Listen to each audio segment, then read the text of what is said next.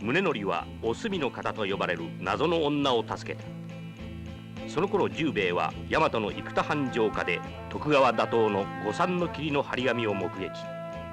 国家老堀田大膳は根室鉄砲隊を味方に謀反を企て、片桐空洞に宗則を襲わせて失敗する。十兵衛に追い詰められた大膳は切腹。お墨の方は宗麟の娘であり、父宗麟は彼女に宗則を殺せと命令。だが彼女は宗則を刺すことはできなかった。終焉と思われたこの事件の裏に意外な黒幕が存在した。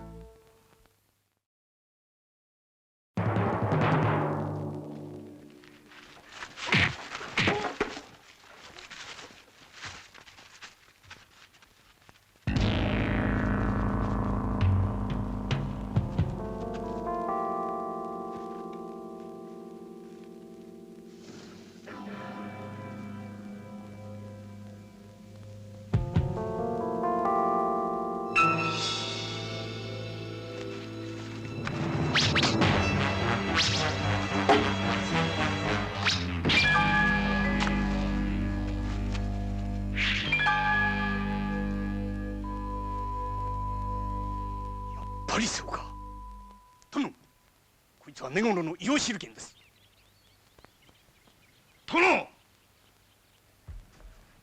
堀留の考察場に御三の霧の張り紙が。徳川はおごるなかれ、豊臣の天が復活。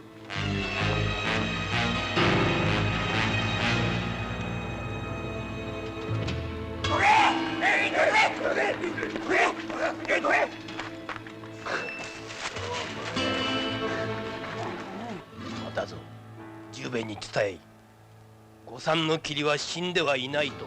はっ、直ちに。殿、生田藩国家老堀田大膳の切腹、大殿のご隠居、我が身幸太郎様は新たな当主としての国替え、それらすべてにて決着と思われましたるが、再び御三の霧の出現とは誰が。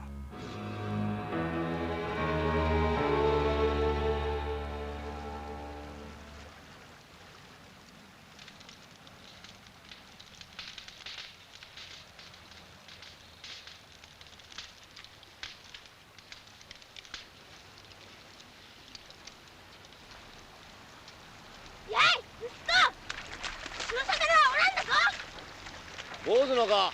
坊主じゃねえやい、長太郎って言うんだ。すまんすまん、バカにいい匂いがしたんでな。ちょうど腹も減ってるし。だからって人のものを盗んだっていいっていうのかい。盗むつもりはない。銭を払う。当たり前だい。いくら払えばいい。そうだな、魚は一匹に10文、そして盗人たちが10文で全部で30文だ。バカ言え、まだ盗んだらんぞ。そうか、チェ20文にもしてやる。あ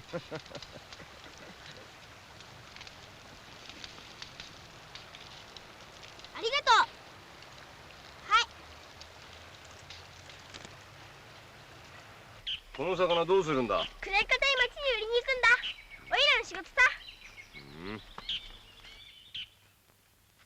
おじちゃん、オラんちここだよ。母上、今帰ってよ。母上。おじちゃん、入んなよ。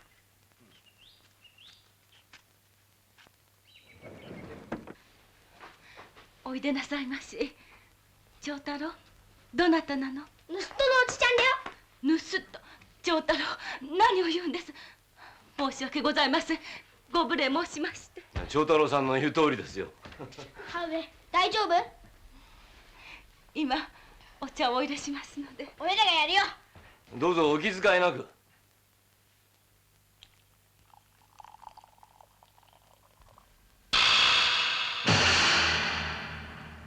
御三の霧。はい。おいらんちはね、槍一筋のいい柄なんだぜ。あまり立派な槍なので。主人の亡くなりました父がお殿様より拝領した槍でございます。御三の霧、拝領の槍、豊臣の残党か。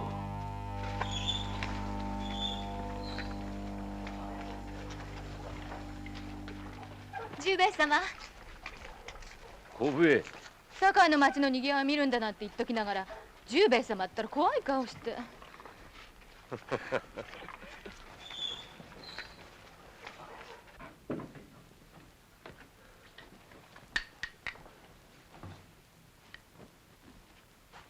あら子供みたい。十兵衛様が豆わらじを下げてたなんて知らなかったわ。それは母上が旅の無事を願って作ってくださったんだ。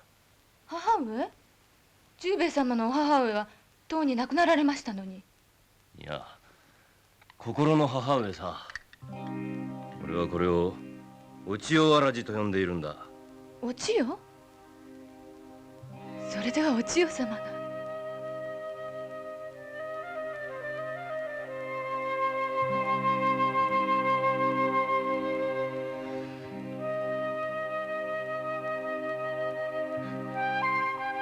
母上。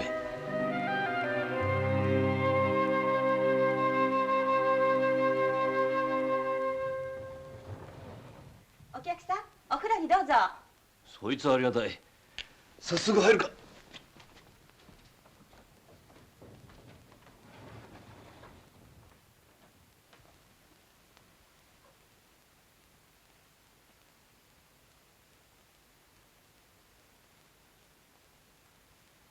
あちらです。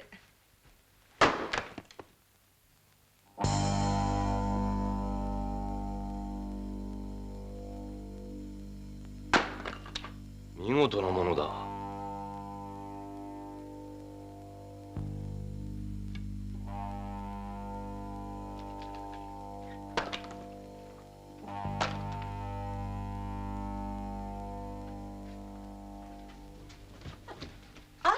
まだお湯に入らないんですか？そこで薪を割っていた男は何という名前だ？ああ、源九郎の旦那ですか？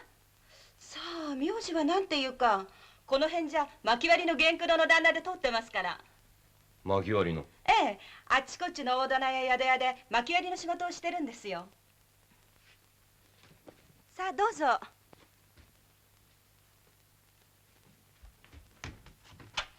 十兵衛様。何？江戸に御三の霧の張り紙が。殿様が御三の霧はまだ死なぬぞと十兵衛様に引き伝えろと申されて。父上がか？はい。御三の霧か。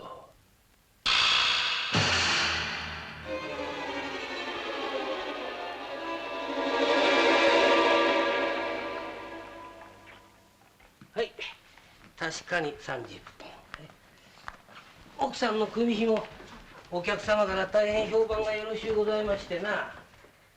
作業の配色が落ち着いていて、刀が引き立つと大変に喜ばれておりましてな。はい、これをどうぞ。源九郎さん、話に聞きますと大層なお槍をお持ちだそうでございますな。いかがでしょうかな。一度拝見させていただきましょうかな。ものによっては高値でお引き取りしてもよろしゅうございますが、奥さんのお薬代もお入り用でしょうし。シューレ、宝全部売れたよ。お亭主、すまなかったな。さあ。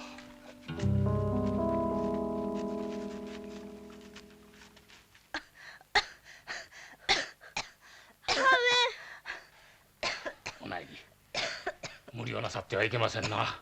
何、静かに養生してればきっと良くなりますからな。お渡ししてある薬と必ず飲ませるようにな。それじゃあお大事に。変わったことがあったら必ず知らせような。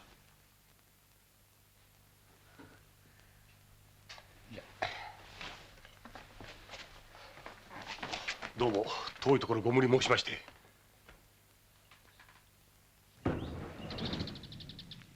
そんなに悪いんですか？だいぶ心の臓が弱っているので何とも言えんが、薬を少し続けて飲めばなんとかなるかもしれんが、ただ高価な薬なのでな。その薬とはいかほどに？そうさな、10両分は飲ませんと。10両？金ができたらいつでも相談に乗りますゆえ、お大事に。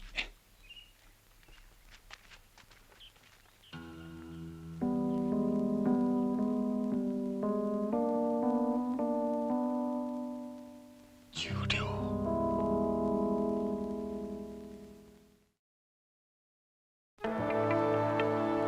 江戸市政に御三の霧の張り紙の出現は、それでなくとも豊臣の残党の動きに神経を尖らす幕閣を困惑に陥れた。それをせせら笑うように御三の霧は市政に乱舞した。そして御三の霧は江戸ばかりでなく堺の町にも徴領した。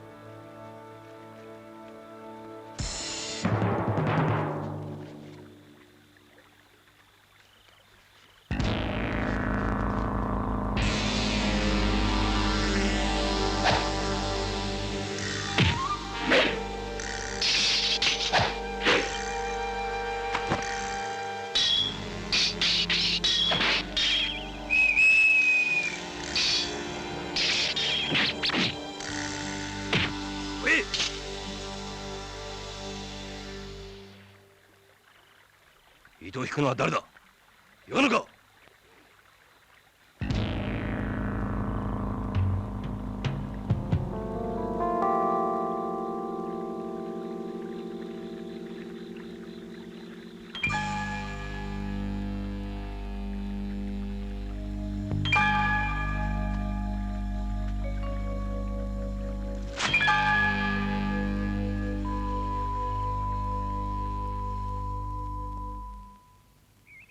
何？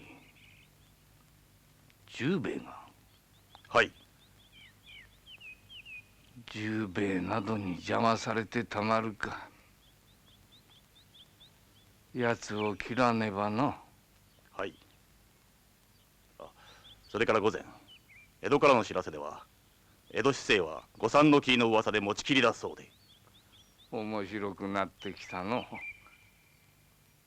幕閣も御三の霧に慌てておるの。それこそわしの狙いじゃ。江戸市政を恐怖混乱に陥れ、徳川の幕政に不安を抱かせる。その挙に乗じて今度こそ柳生宗則を討つ。奴を血祭りにすると同時に御三の霧の豊臣家恩子の大名たちに会場を回し立たす。はい。やすけ、再び豊臣の天下だ。夢が膨らむの。根室衆に今まで通り続けるように申せ。江戸市政の混乱は間近いとな。はっ。御前、奈良屋様がただいまお見えでございますが。おう、奈良徳が、はい、ここに通ってもらいましょうかな。はい、御前、おう、良いものが手に入りましたもので。何かの？どうぞ。開けてびっくりという珍しいものでございます。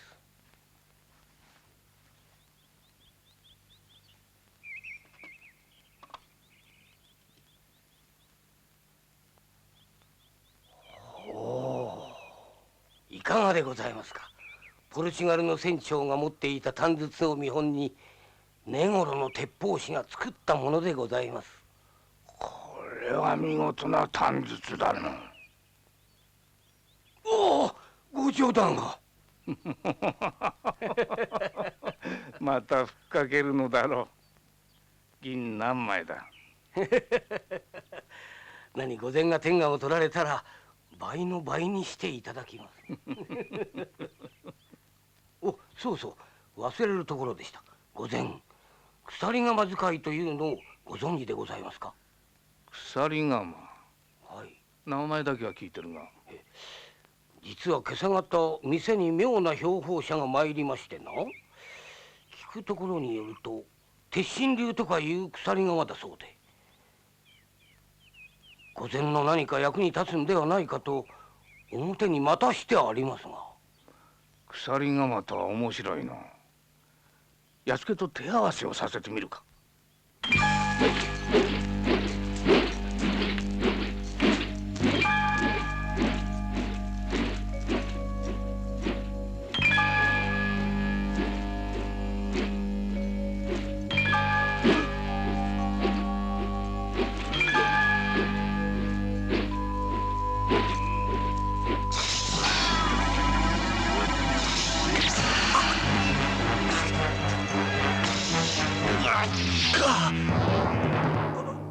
見事だ。恐れ入ります。しかし鎖釜というのは恐ろしい武器だの。これを天下に知らしていずれかの家中に仕官をと考えております。仕官？は。なるほど。大垣殿、天下に名を知らせるには江戸の柳生宗則を倒さぬことにはの。柳生宗則を？さよう。宗則は将軍家指南役。しかも柳生新影は今や天下のお流儀標法。これを破らば士官の口などは腐るほどできる。柳生新影などこの鎖釜にかかればひとたまりもござりません。おお、それは楽しみじゃのう。よろしい。お手前が宗則と一戦を交えようというなら江戸までの路銀私が出してやってもよい。まこと？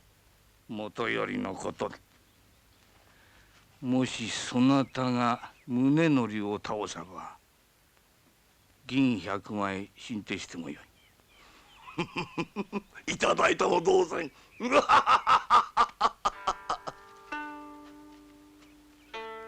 御前、ご遠福のほどお羨ましゅうございますな。バカ申せ、娘じゃ。江戸からふぬけになって帰ってきよった。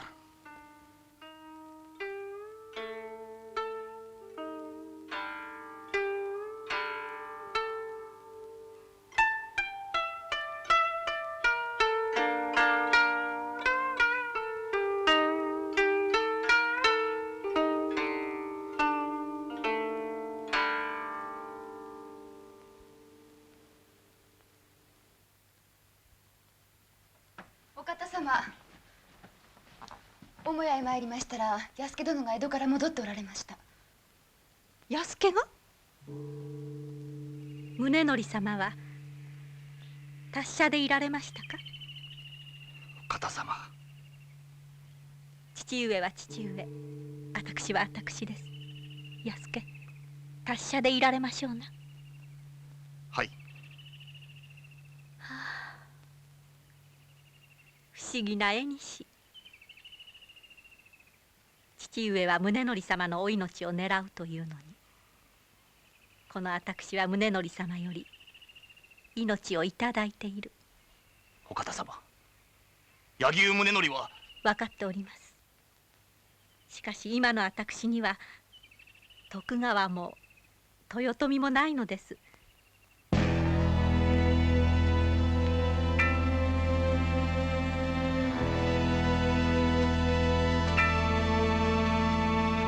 殿、十兵衛様からでございます。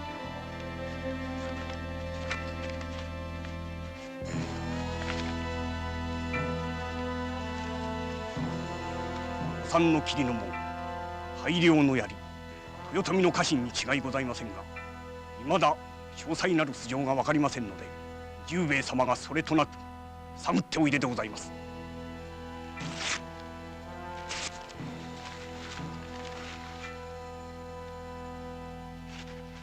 柳生宗則か？いかにも。新竜鎖釜、大垣八雲、柳生新影と手合わせのために江戸に参った。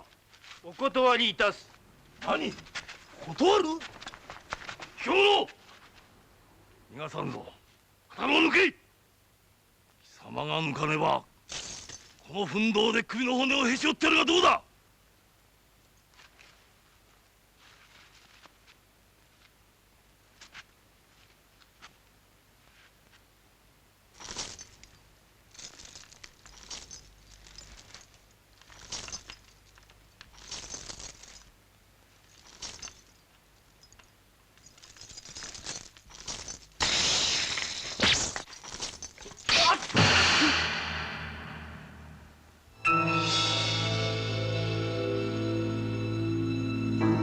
参るぞ。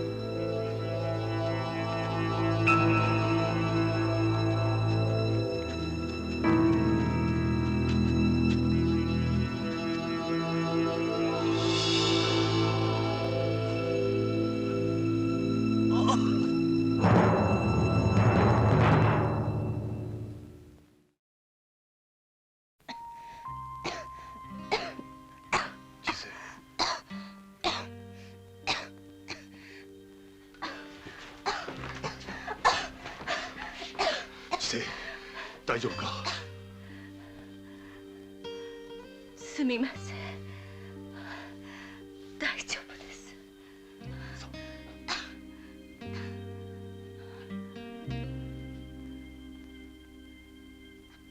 あなた、本当のこと言ってください。私はもう。つまらぬことを言うな。静かに寝ていればきっと治る。いや、治してみせるぞ。すみません。ご面倒をおかけして。何を言ってるんだ。すまないのは私の方だ。病のお前に苦労ばかりかけて。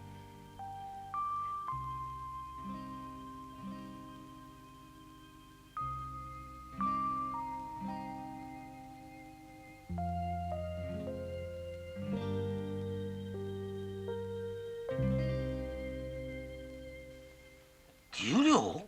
すまん。それだけあれば千世の命が助かるんだ。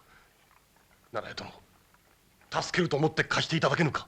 源九郎さん、10両といや大金ですよ。それもおやりを方にいただくんなら考えないでもないが、それもダメ。ただ10両貸してくれと言われましてもな。頼む。いや、私も商人ですからな。見返りのない金をお貸しするわけにはね。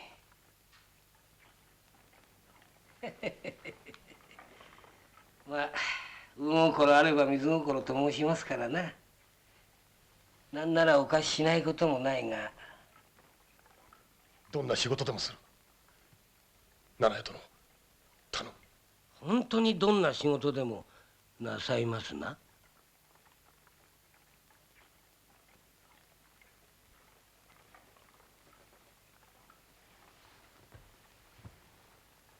殺してもらいたい男がおりましてな。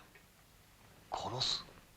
奥様の命を助けるために10両お入り用なんでございましょう。その男を切っていただければただいますぐ10両お出しします。で、仕事が終わったらもう10両お出ししてもよろしゅうございますよ。もちろん20両はお貸しするんではなくて差し上げます。相手はご決心つきましたか。何、赤岩の旅の侍で鍋屋に泊まっているやつで。赤岩の侍？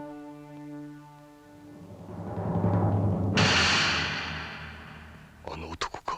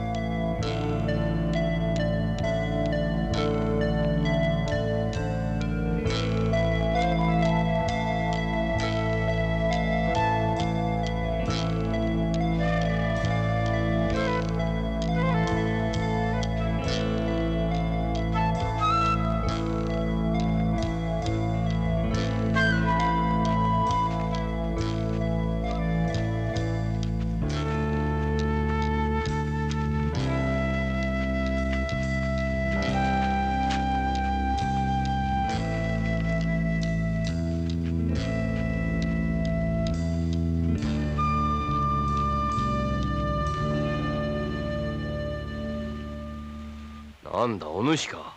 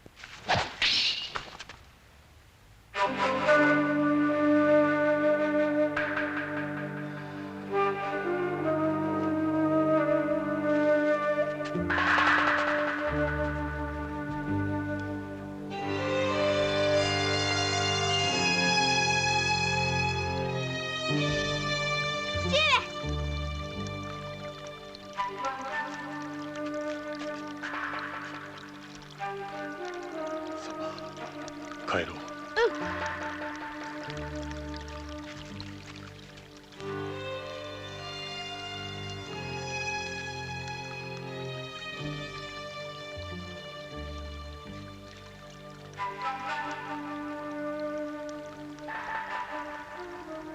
あの男、どうして俺を。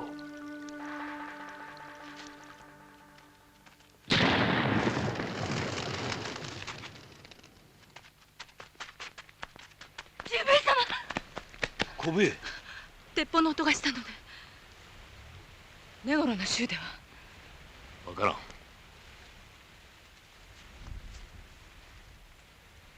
ん。よし話せ。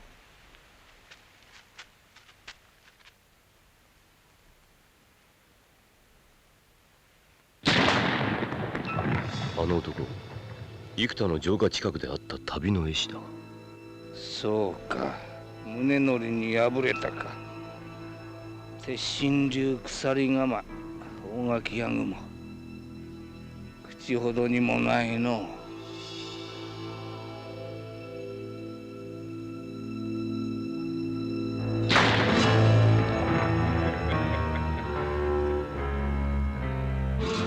旅の絵師とは隠れ蓑か。何者かな。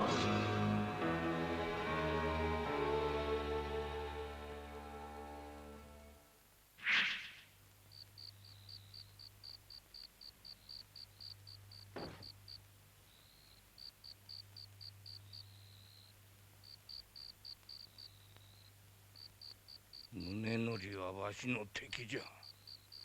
必ず倒してみせる。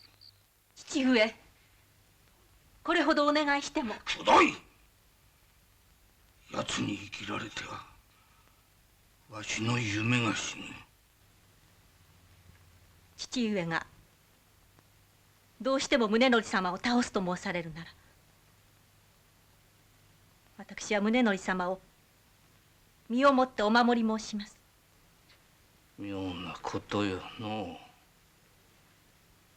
父と娘が敵味方で争うとはの。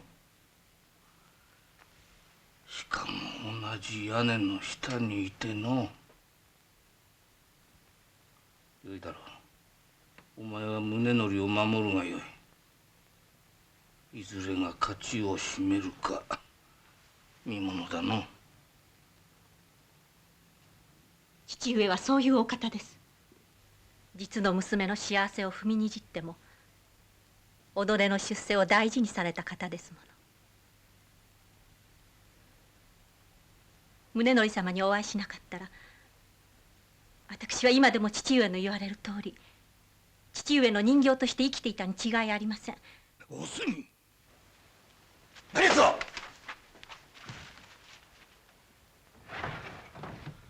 柳生十兵衛。十兵衛、宗則様の。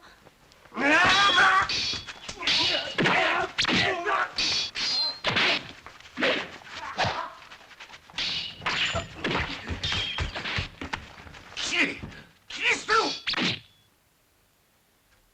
また増加。入れ。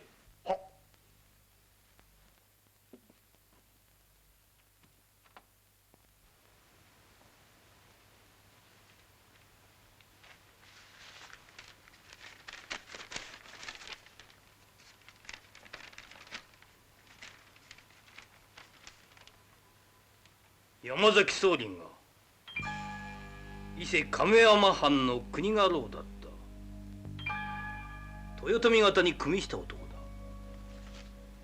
あの宗麟が。殿、宗麟はお隅の方の父親でございます。お隅の方は亀山藩主の側室。それで堀田大膳のもとへ。御三の霧の黒幕は宗麟に違いない。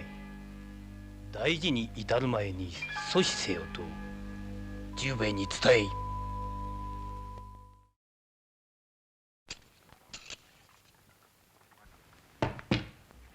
返す？源九郎さん、それじゃあ約束が違うじゃありませんか。俺にはできん。それじゃあ奥さんの病がどうなってもいいんですか？悪魔に魂を売って得た金でたとえ病が治ろうと千世は喜ばん。源九郎さん、世の中は金だ。表もありゃ裏もあるんだ。魂のへったくれのって偉そうなこと言っても飯は食えませんよ。ではならとく、わしは帰るからの。お、野月殿ではないか。宗麟様。御前、源九郎さんとお知り合いで。知り合いも何も、大阪方で共に徳川と戦った仲じゃ。のう、野月殿。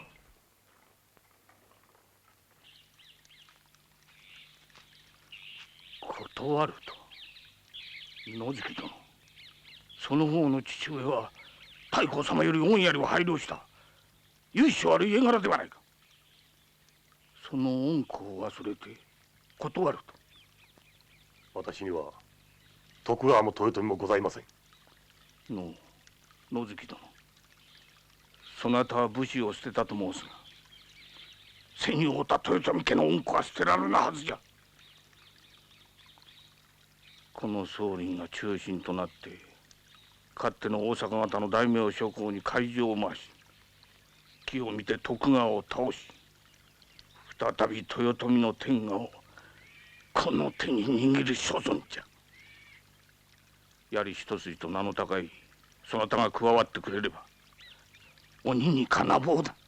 宗麟様、私のことはお忘れ願いたい。野月殿、勝てば天下、負ければ賊。それも天下者なれば己の手のひらを見て楽しむあろうが、北に南に野を走り谷を越えひたすら戦の真っ只中にいる者にとっては何ら益もない。人間の価値を無視して疾風のごとく通り過ぎていくのが戦だ。野月殿、失礼申し上げる。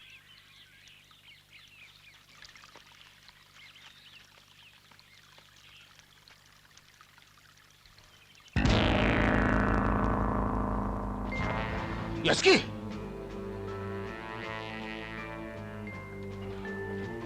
御前。屋敷、根殺しを集め野月源九郎を殺す。源九郎を？大阪方の同志と思い、この度の企てに加わるよう話したがうかつだったよ。奴に全てを知られたら危ない。ありの一血ともなりかねぬゆえの。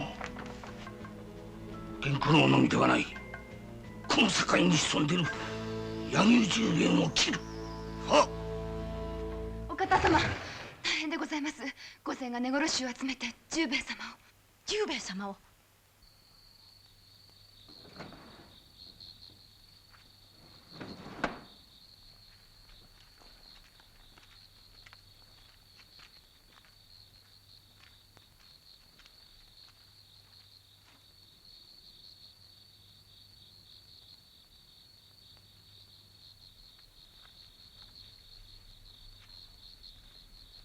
お主立派な槍を持っているが、いずれのご家中にいたのだ。忘れた。忘れた？侍を捨ててからかなりなるんでな。ほうほう。侍を捨てた男がなぜ俺に切りかかってきた？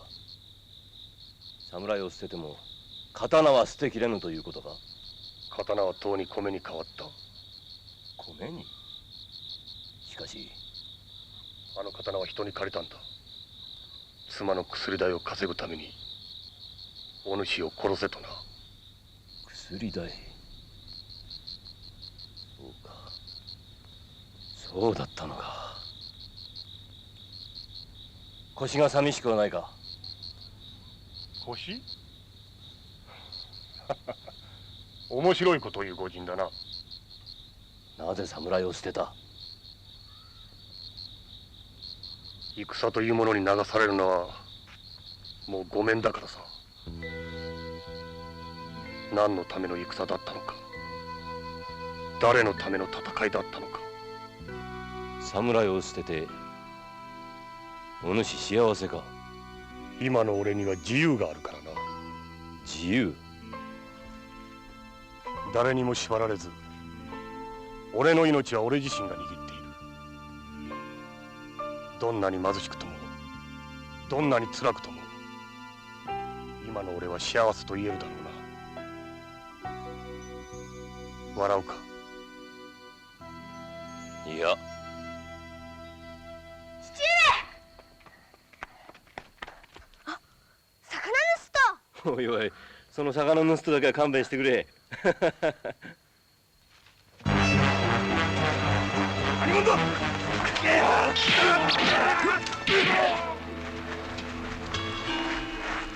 根頃だな。総人の手の者か！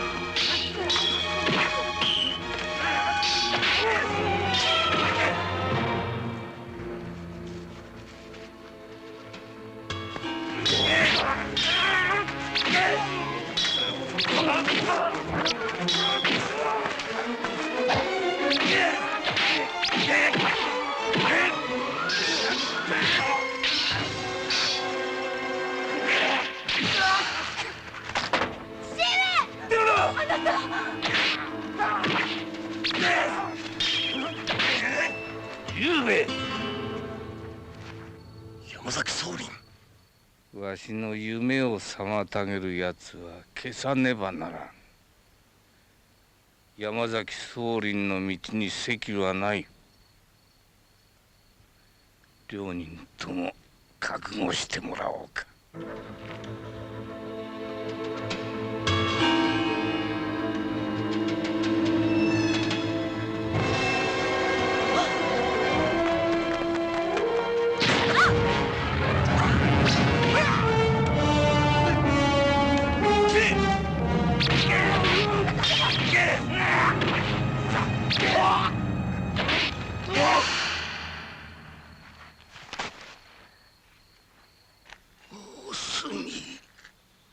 お前というやつはバカな、こんなバカな。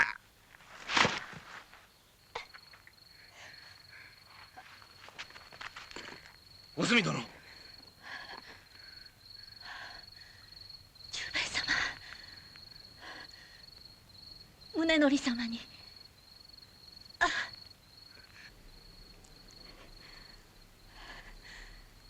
ご恩をいただいた。宗則様に。お方様！お方様！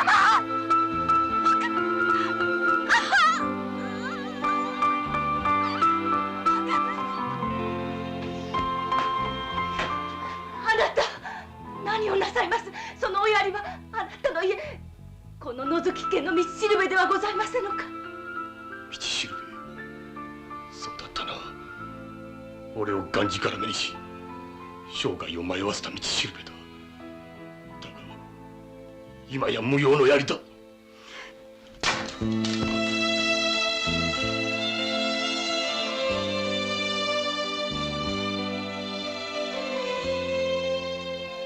れでまことの己がつかめる。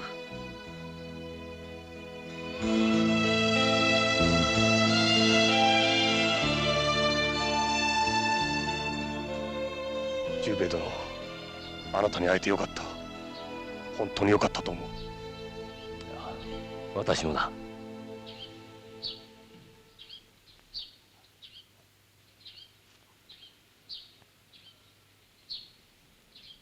少ないがお苗木の薬代の足しに。十兵衛殿、十兵衛様、お志のほど。早く良くなられるように。坊主、またな。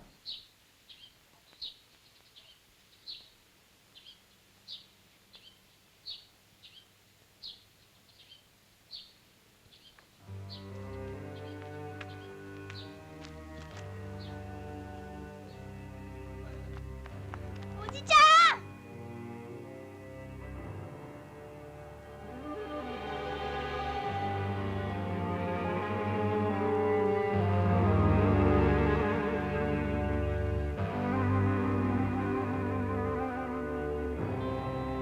宗則は十兵衛の知らせでお墨の方が死んだことを知った。そして十兵衛の働きによって御三の霧の事件は無事に解決した。だがこの事件は十兵衛の胸に宗則の心にそれぞれの思いを深く残した。それは偽らぬ人間の心の美しさに他ならなかった。